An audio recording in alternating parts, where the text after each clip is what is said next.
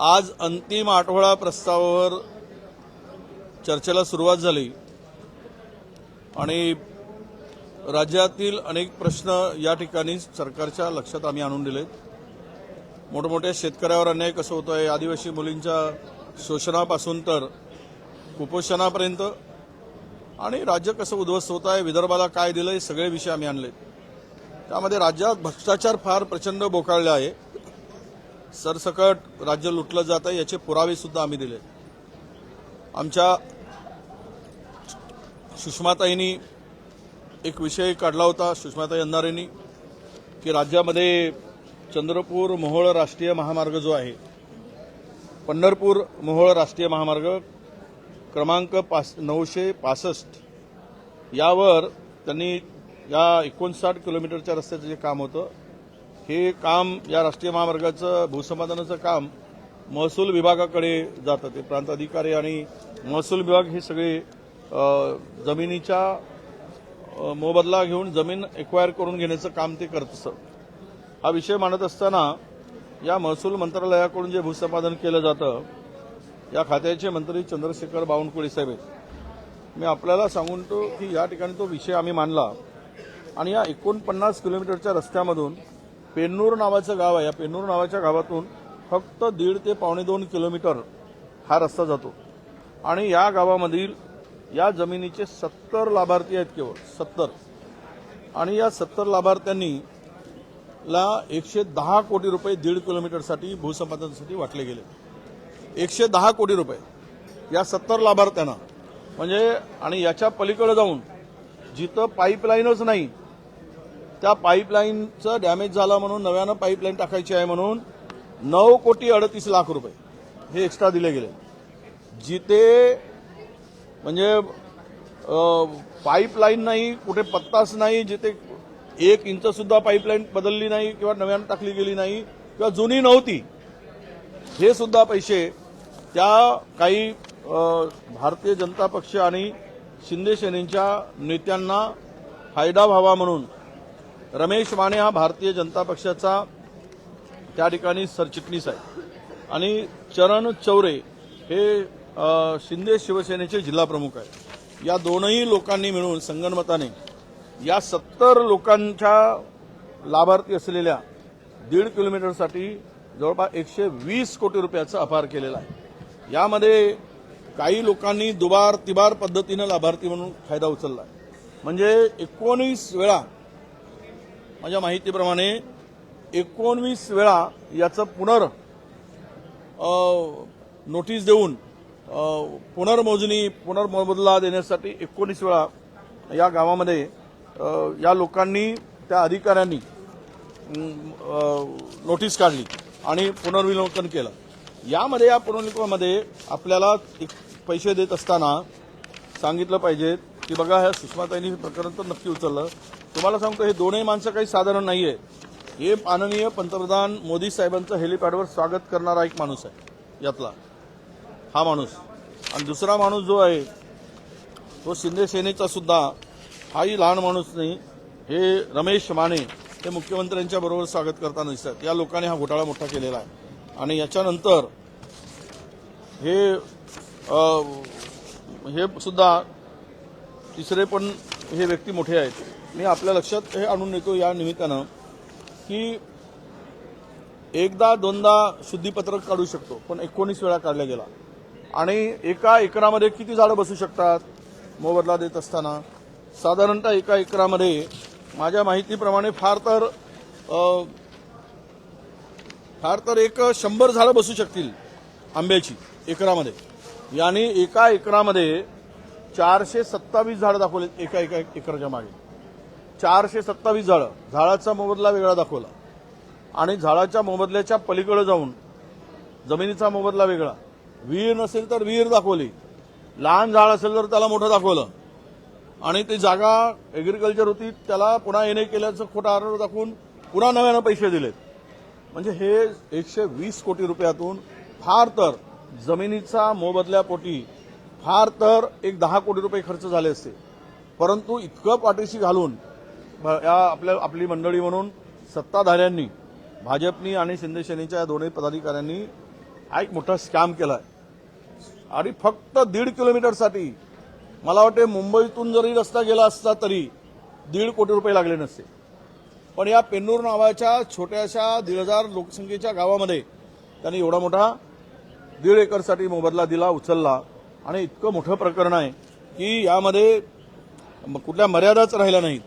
कदाचित हे पैसे त्यांना न देता हे पैसे भ्रष्टाचाराचे शेतकऱ्यांना वाटले असते तर शेतकऱ्यांना उपयोगी पडले असते. पण हा चरण चौरे आणि हा माने, सुरेश माने हे दोनही सत्ताधाऱ्यांच्या अत्यंत जवळचे असल्यामुळे हा मोठा स्कॅम यांनी घडवून आणलेला आहे. आपल्याला या संपूर्ण प्रकरणाचा तळापर्यंत आम्ही गेलो. आज विधानसभेत मांडलाय. सर्व प्रकारची लढाई लढू आम्ही. ताईसुद्धा, सुषमाताईसुद्धा या प्रकरणाच्या तळापर्यंत जाऊन जोपर्यंत यांच्याकडून वसुली होत नाही, यांच्यावर कारवाई होत नाही, फौजदारी स्वरूपाची कारवाई होणार नाही आणि जो अधिकारी यामध्ये सहभागी आहे, ज्यांनी हे सगळं इलिगल काम केलेलं आहे, अनधिकृत काम केलेलं आहे, गैरप्रकार भ्रष्टाचार केलेला आहे, हे सुद्धा या ठिकाणी सुटणार नाही. अशा प्रकारची मागणी आम्ही केलेली आहे. मला कीव वाटते की या म्हणजे नालायक लोकांची इतका गैरप्रकार हे इतकी निरावलेलं कसं असू शकतात, इतकी मस्ती कशी असू शकते. या लोकांना भीतीचा लवशेषही नाही. म्हणजे एक वेळा नाही 10 वेळा नाही, दुबार तिबार वेळा या मतदार म्हणजे जसं काही मतदार यादीमध्ये जे नावं आलेत ना, दुबार नावं, तिबार नावं, तशी नावं या लाभार्थ्यांची आहे. तीच नावं, त्याच 7-12, त्याच 7-12चे तुकडे आणि डबल नाव, टिबल नाव, चौथ्यांदा नाव, अशा प्रकारे यांनी नावं घालून त्या 7-12मध्ये जवळपास हे शुद्धीपत्रक जे काढलं गेलं, हा 14 वेळा शुद्धीपत्रक काढून पैसे दिले गेले. अरे थोडी तरी लाज असायला पाहिजेत. आपण सार्वजनिक जीवनामध्ये काम करतो आहोत, पण हे महाराष्ट्राची तिजोरी लुटण्याचं काम आणि शेतकऱ्याला वाऱ्यावर सोडण्याचं काम हे या ठिकाणी झालेलं आहे. आम्ही अंतिम आठवड्याच्या प्रस्तावावर मुख्यमंत्र्यांच्याकडे मागणी केली की विदर्भाच्या दृष्टीनं जो 94चा बॅकलॉग इंडिकेटर होता तो आता समाप्त झाला आहे. त्यामुळे बॅकलॉगाची मोजमाप करायची पद्धतच आता संपली. विदर्भ वैधानिक मंडळाला मुदतवाढ देण्यासाठी आग्रही मागणी केली आम्ही. आणि ह्यामध्ये ही पद्धत जी आहे आता पश्चिम विदर्भातला एक बॅकलॉगच्या संदर्भात, सिंचनाच्या संदर्भात, तो भौतिक जरी आपला आर्थिक जरी संपला असेल तरी भौतिक तो बॅकलॉग पूर्ण झालेला नाही. अद्याप 11 वर्षाच्या कामगिरीमध्ये सरकारनं एकही सिंचनाचा प्रकल्प पूर्ण केला नाही. केवळ आमच्या काळात झालेल्या सिंचन प्रकल्पाच्या भरोश्यावर शेतकऱ्याला पाणी मिळतं. ज्या मामा तलावाच्या दुरुस्तीसाठी आम्ही फार घोषणा मोठी केली, पण तिथे कुठेही गाड काढल्या गेलेलं नाही. शेतकऱ्याला वाऱ्यावर सोडण्याचं काम केलं गेलं. अजूनही मी अनेक गोष्टी आम्ही त्या ठिकाणी मांडल्या. त्यामध्ये आम्ही त्या इंडिकेटरप्रमाणे किंवा बॅकलॉगचाही करून कोणत्या जिल्ह्यात या 11 वर्षामध्ये किती गुंतवणूक झाली याचं चित्र स्पष्ट होत नाही. आर्थिक अनुशेष अजून दूर झालेला नाही. हजारो शाळा विदर्भातील बंद पडलेल्या आहेत. आरोग्याच्या सोयी मोठ्या प्रमाणात यामध्ये दुर्लक्षित आहेत.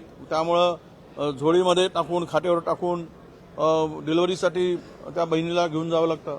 अनेक तरुणी, लहान मुलीवर अत्याचार मोठ्या प्रमाणात होत आहे, त्याचा पत्ता नाही.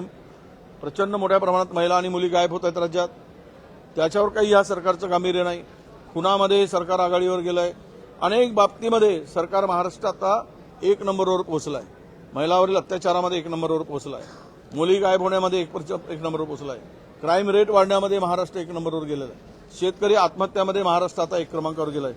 ही सगळी परिस्थिती आम्ही मांडली आणि आम्ही सांगितलं की विदर्भाला जाताना 1,000 रुपये प्रति क्विंटल धानाला बोनस द्यावा. कारण यावर्षी अतिवृष्टीमुळे धान उत्पादक शेतकरी पूर्णतः उद्ध्वस्त झाला आहे. पाखड धान झाल्यामुळे त्याला किंमत नाही उरली नाही. कोणी धान खरेदी करत नाहीत. कारण त्या धान कापणीच्या वेळेसच मोठ्या प्रमाणात अतिवृष्टी आली, गारपीट झाली, अवकाळी पाऊस आला आणि नुकसान झालं.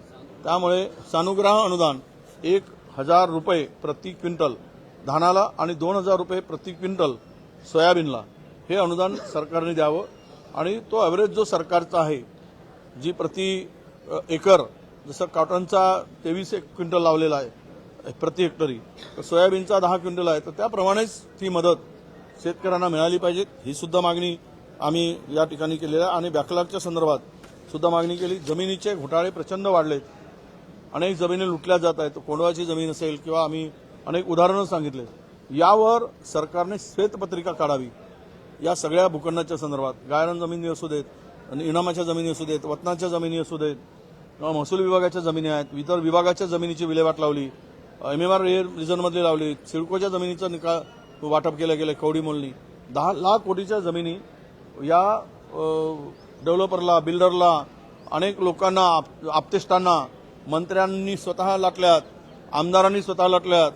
त्या यवतमाळच्या आमदारांनी तर प्राईम जमीन 30 कोटीमध्ये भापली पुसदची, ज्याची किंमत 400-500 कोटी आहे। आमदारांच्या पुतण्यानी, त्याचं नाव येरावर आहे तो पुतण्याचं, हे सुद्धा त्या ठिकाणी आम्ही मानलं आणि एकूणच विदर्भाला प्रचंड मदत करण्याची मागणी आम्ही या निमित्तानं केलेली आहे।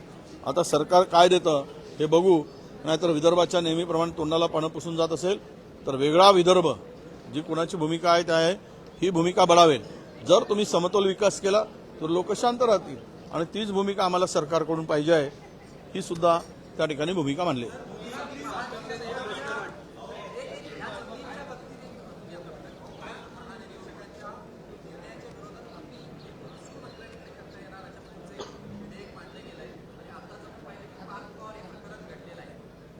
नाही, खरं म्हणजे त्याच्यासाठीच हा बिल आलेला होता। बहुमताच्या वर्षावर ते बिल मंजूर करून गेलं। खरं कोर्टात जाण्यासाठी विलंब व्हावा आणि मार्ग काढता यावा। मंत्र्याकडे किती कालावधीसाठी ते प्रकरण राहावं याला मर्यादा नाही। तो 5-10 वर्ष ते जे मंत्री आहेत 5 वर्ष तोपर्यंत त्याच्यावर सुनावणी होणार नाही, निर्णय होणार नाही आणि मग त्यातून आरोपीला, जमीन लाटणाऱ्यांना सूट मिळेल। यासाठी शोधलेला हा मध्यस्थ मार्ग आहे आणि त्याला भारतीय जनता पक्षाचे नेते साथ देत आहेत।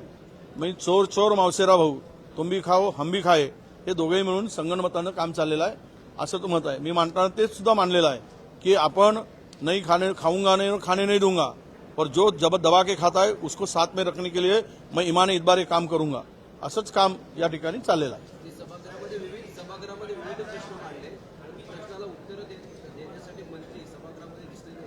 नाही, आता असं आहे की हा प्रस्तावावर मुख्यमंत्री उत्तर देतात आणि ते बाकी मंत्री त्या ठिकाणी होते, उपमुख्यमंत्री स्वतः बसून होते त्या ठिकाणी। शालार्थ आयडी घोटाळ्यावर काय झालं? हां,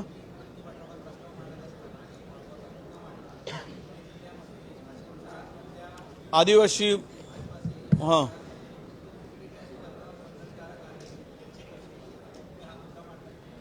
मानला ना तो मुद्दा।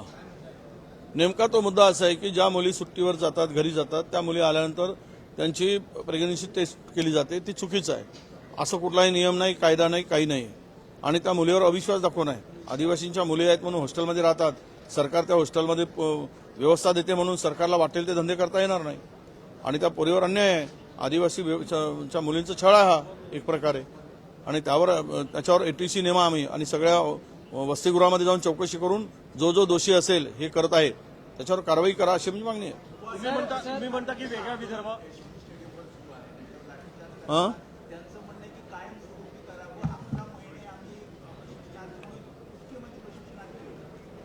नाही, निवडणुकीमध्ये मतं घेण्यासाठी केलेला आणि घेतलेला हा एक पेरलेला जुमला होता। हे जुमले करून तरुणाच्या भावनेशी खेळत आहेत आणि तरुणांच्या भावनेशी खेळून त्या तरुणाला उद्ध्वस्त करण्याचं काम करत आहे। तुम्ही मुख्यमंत्री काय म्हणतात त्याला युवा प्रशिक्षण स्टायपंड दिलात आणि सांगितलं की दरवर्षी आम्ही पोरांना त्या ठिकाणी कामाला लावू, त्याचा वापर करून घेतला निवडणुकीमध्ये, प्रत्येक पोराचा वापर केला निवडणुकीमध्ये, मतं मिळवण्यासाठी वापर केला, त्यांना जुंपलं निवडणुकीच्या कामामध्ये। इतकी बेईमानी म्हणजे लोकशाहीमध्ये होऊ शकते पण ते सरकारने केली आणि आज त्यांना वाऱ्यावर सोडलाय। एक एक युवा या सरकारचा बदला घेईल आणि तो त्यांना धडा शिकवेल, आम्हाला विश्वास आहे। आज आमच्याकडे सरकार नाही पण ह्यावर वाऱ्यावर सोडणं हे जे काही पाप केलेलं आहे त्याचं उत्तर त्यांना द्यावं लागेल। तुम्ही वेगळा विदर्भ म्हणता पण उद्धव ठाकरेंनी वेगळ्या विदर्भाला विरोध केला आहे। शालांत आयडी घोटाळा संदर्भात 650 शिक्षक उपोषणाला बसले आहेत। नवजात अर्भक घेऊन सुद्धा महिला शिक्षिका सुद्धा तिथे बसलेली आहे। यामध्ये आता SIT नेमली गेली, चौकशी सुरू आहे पण हे प्रकरण सत्ताधाऱ्यांशीच अधिक संबंधित आहे, त्यामुळे याच्यावर प्रामाणिकपणे चौकशी होईल की नाही माहीत नाही। ज्या शाळांमध्ये बोगस शिक्षकांची नियुक्ती केली गेली त्यातील 80% शाळा, 90% शाळा या सत्ताधाऱ्यांच्या जवळच्या शाळा आहेत, त्या ठिकाणी पूर्ण बोगस भरती केली गेली आहे आणि म्हणून यांचाच आशीर्वाद होता हे सगळे बोगस नियुक्त्या करताना बोगस आयडी निर्माण करून 40 लाख रुपये युवकाकडून वसूल केले गेलेत नोकरीच्या नावाखाली. काही ठिकाणी तर 70 लाख रुपये नोकरीसाठी घेतले गेलेत. आणि हे सर्व या ठिकाणी आज जवळपास 7,500 आपला तरुण हे यशवंत स्टडीमध्ये आहेत. हे शिक्षक आपले आहेत. 1,34,000 हे युवा प्रशिक्षणार्थी होते. आता जवळपास 7,500 आलेत. लाठी हल्ला झाला. लाठी हल्लाच करू शकतात. हे लाठीचार्ज करू शकतात. हे जीव घेऊ शकतात. मारहाण करून पिटाळून लावू शकतात. आता दुसरं काय राहिलं आहे? यांना लोकांना पिटाळून लावणं, आंदोलन जर सनदशीर मार्गाने आंदोलन करत असतील ते आंदोलन चिरडणं ही हुकुमशाही प्रवृत्तीकडे वाटचाल या सरकारची आहे. केंद्र सरकारची आहे, राज्य सरकारची आहे. न्याय मागणं गुन्हा झालेला आहे. तुम्ही कितीही पाप करा, राज्य लुटून खा, राज्याला उद्ध्वस्त करा आणि तरुणांना वाऱ्यावर सोडा, पण तुम्हाला कोणीही विचार करायला देणं, तुम्हाला कोणी जाब मागणारच नाही, जाब मागूच नाही. अशा प्रकारची मगरुरीची भूमिका सरकारची आहे हे आता आपल्याला दिसत आहे. अनेक विषय मांडलेत मी. क्राईम, आपल्या ड्रग्सचा विषय मांडला. एमडी येत आहे. यवतमाळ जिल्ह्यामध्ये कारखाना सापडला. आज सकाळी सातारा जिल्ह्यातील जावळी तालुक्यात सावरी गावामध्ये सापडला आहे. मोठ्या प्रमाणात तिथे पत्रकारांना शिरकाव होऊ दिला नाही. किती ड्रग्स मिळाला, किती कारखान्यातून विकला गेला, काय परिस्थिती आहे, हा कोणाचा कारभार होता, हे सगळं कुठेच आलेलं नाही. पण क्राईम ब्रांच मुंबईने मात्र याच्यावर धाड टाकली. पोलीस अधीक्षकांनी काही त्याच्या संदर्भात समाधानकारक उत्तर देऊ शकले नाही. आणि हे नक्की कुणाला वाचवण्याचा प्रयत्न होतो आहे हे आम्ही गृहमंत्र्यांच्याकडे मागणी केलेली आहे.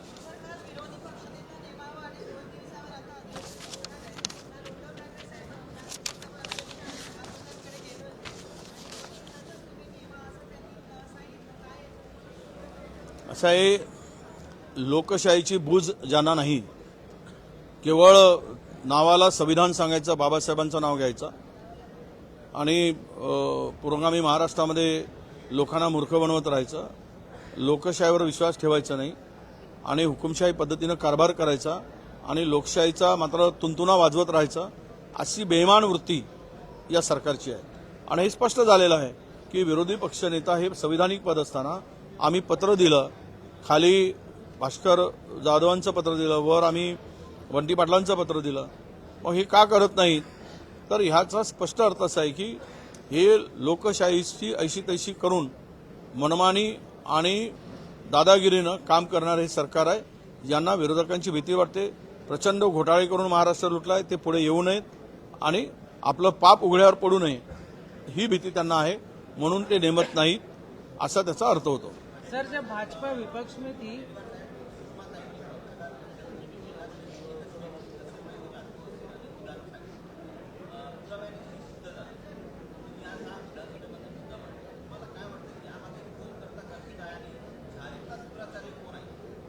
नाही, आम्ही नावं सांगितलेत ना. यांना वरच्यांचा आशीर्वाद आहे. जे लोक सत्ताधारी पक्षाचे सरचिटणीस आणि जिल्हा प्रमुख आहेत, तर यांना वाचवण्याचा प्रयत्न त्या ठिकाणी होतोय. पुरावे सगळे दिलेत. आम्ही पुरावे पाहिजे असेल तर आम्हाला आव्हान आहे भारतीय जनता पक्षाच्या लोकांना, तुम्ही कुठल्या मंचावर येता ते या, आम्ही आमचे पुरावे देऊ आणि तुम्ही सिद्ध करून दाखवू आणि दूधचा दूध पाणी का पाणी हो करून टाकू.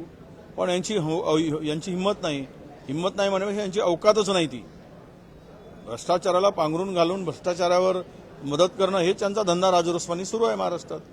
सर, भाजपा जब विपक्ष में थी तो पर्यावरण का मुद्दा बहुत जोर शोर से उठाती थी. अभी नागपुर हो या महाराष्ट्र हो, उसमें एयर क्वालिटी इंडेक्स काफी खराब हो गया है.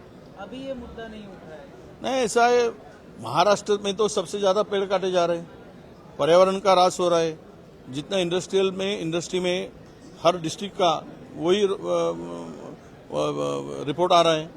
इसके बारे में अब चुप बैठे, अपना मुंह सिला के बैठे. विरोध में रहना तो आवाज करना और सत्ता में बैठकर सत्ता की मजा मारना, यही इनका धंधा है. इनको कुछ करना ही नहीं है. केवल इनका एजेंडा एक ही है, वहाँ राम मंदिर, मस्जिद, भारत पाकिस्तान और हिंदू मुसलमान करते रहो, ढोल पीटते रहो, वोट बटोरते रहो, मजा मारते रहो, खुर्ची उगाते रहो. इनको क्या लोगों के जान माल से है? लोगों की बीमारी इतनी बड़ी तेजी से हो रही है, पोल्यूशन जो बढ़ रहा है, तो इसके बारे में उनको चिंता नहीं है.